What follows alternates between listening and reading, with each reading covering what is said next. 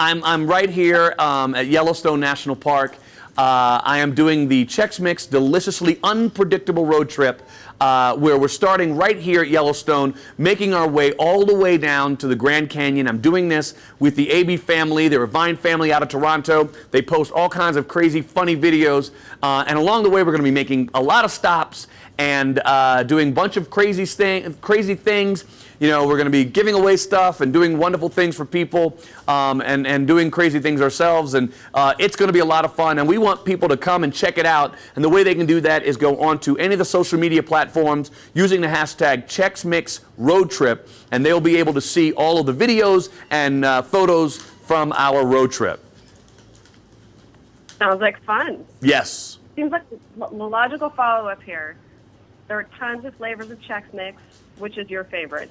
I go with the original. I am an original guy. You know, you know, when it gets fancy, I go back home. But my goal is throughout this entire road trip is I want to try them all and see whether one stands out over the original. Wait, okay. Well, you have to like tweet out if you develop a new favorite over time. Absolutely, absolutely, no doubt. Okay, I'll be looking for that. There you go. Okay, now we all have unique road trip tales. I know that mine involves midnight, the grapevine in Southern California, and a snapped accelerator cable. What's the strangest thing that's happened to you on a road trip? I don't know if a lot of strange happens to me on road trips. I typically, you know, I'm a good planner. I take care of the equipment, make sure that everything works. So I don't think if I had a crazy road trip. One of my, you know, fun road trips was a group of guys and I, we rented a tour bus and we started in Orlando and drove all the way around the country going to baseball games. And that was an awesome trip because each night we would go to a new baseball stadium, watch a baseball game, get in the bus, wake up the next city, go to another baseball game. We did this for a little while and it was great. I mean, those are crazy trips. We called that trip the Rats on the Bus, and it was a fun trip. Oh, fun! Now that sounds awesome. I would love to do that. Yeah. Which was your favorite ballpark?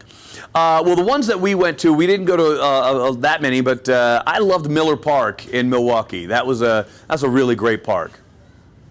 Cool. All right, I gotta change gears here. I love Dancing with the Stars. It's my favorite show ever, and I know that you love it too, based on how often you keep going back. Right. Yes. Now, and the tour and all of that. If they had a second All-Star season, would you be in for that? I have said it many times. I would absolutely be up for the challenge. Okay. And now you and Witney are totally perfect, but let's say she was unavailable for that. Who would you be partnered up with then? Well, I have no idea who would be doing the show. I mean, obviously, each year, you know, they've kind of moved new people in and out. You know, if I didn't have Witney, I would probably maybe go for Lindsay.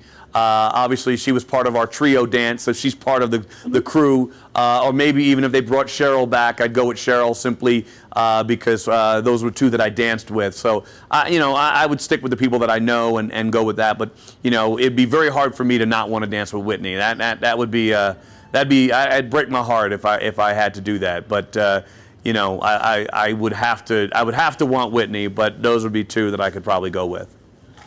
Well, you guys were magic, so it makes total sense to me that you would want to be with her. So. Absolutely. Now, since you've been there, done that, nominate somebody you know who should compete next. Who should compete next on Dancing with the Stars? You know, I've been trying to get the Godfather to my son AJ, David Justice, to do it. You know, on the athletic side, he played baseball for the Yankees, Braves, Cleveland, Oakland. He's one that I've been trying to get going. He has some bad hips, so I don't know whether he would do it, but I've been trying to nominate him. That would be awesome. Okay, I hope I see that. We're Oakland A's fans, so I remember him at the end of his career. Yes. Now, I always wonder this: which of the judges or you gave the most constructive criticism? You know, they never really gave me a lot. I mean, they obviously were very supportive throughout, so I feel blessed to have had that opportunity. I mean, I certainly loved Carrie Ann. You know, I thought she was great. But Bruno would say great stuff too. So, you know, it's hard to choose. They were all very supportive, so it felt great. Good. Now, the dancing pros are obviously total celebrities these days, but you got to work with Michael Jackson on that Pepsi commercial when you were a kid. Yes. What did you take away from that experience? Basically, you know, when I watched Michael dance, you know, during the commercial, I watched him learn how to be perfect.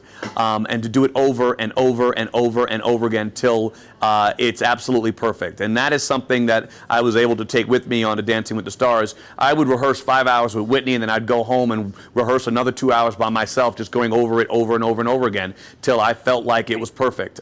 So that was something that I took away from my experience with Michael Jackson. Now, I think people probably tend to associate you most with Carlton, which is, you know, understandable because it's kind of what shot you into America's consciousness, I guess. But I'm kind of an 80s, early 90s kid, so I think of you as Alfonso.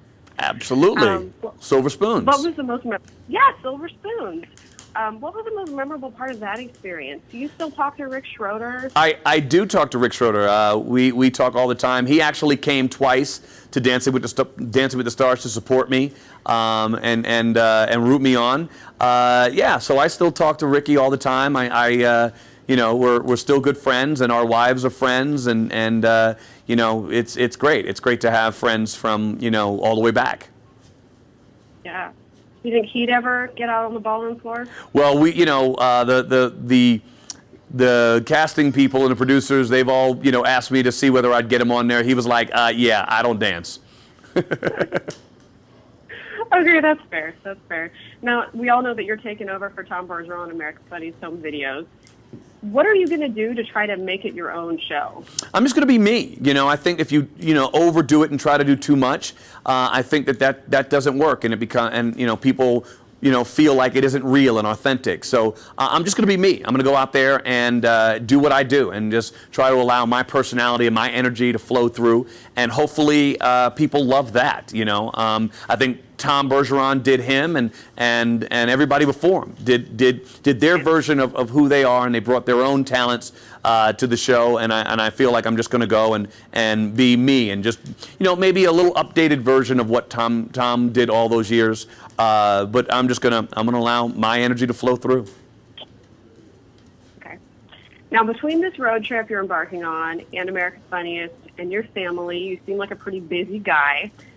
Do you have room for any other projects coming up, or are you pretty much busy with those things? Well, I stay busy. You know, I have another show on the Food Network called Unwrapped 2.0, and so I'll be filming that in the next coming weeks. And you know, to me, you know, you work hard to be busy. So you know, you love it when you get those opportunities, and you don't push them away. So I'm staying busy and I'm loving it. But when I'm home, I'm with the family. I'm present. I'm with the kids, and I let them know that I love them and that I'm supporting them. And I'm doing a lot of this. I'm doing it for them. So you know, I make sure that they know that. I had completely forgotten about Unwrapped too. I loved that show. Thank you. Yeah. The initial edition of it, anyway. How did you become the host of that? They called me and asked me to do it, and I said yes. Simple as that. Well, it's a great show. It's yes, a great show. I love doing it. All right, I want to close this out with a couple of random questions for you. Okay, what's your favorite Olympic sport? Favorite Olympic sport? Gymnastics. My daughter's a gymnast, so I watch the gymnastics. Okay, good. The first item on your bucket list?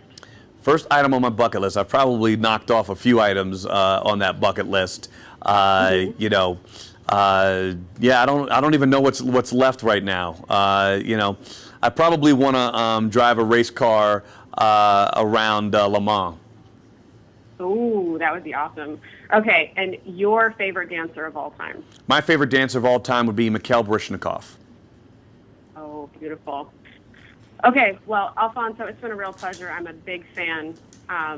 Thank you so much for your time this morning. Thank you very much. I hope you get some sleep. I will get some sleep, and hopefully everybody will come check out our road trip by going on using the hashtag ChexMixRoadTrip and see all the videos and pictures that we'll be posting.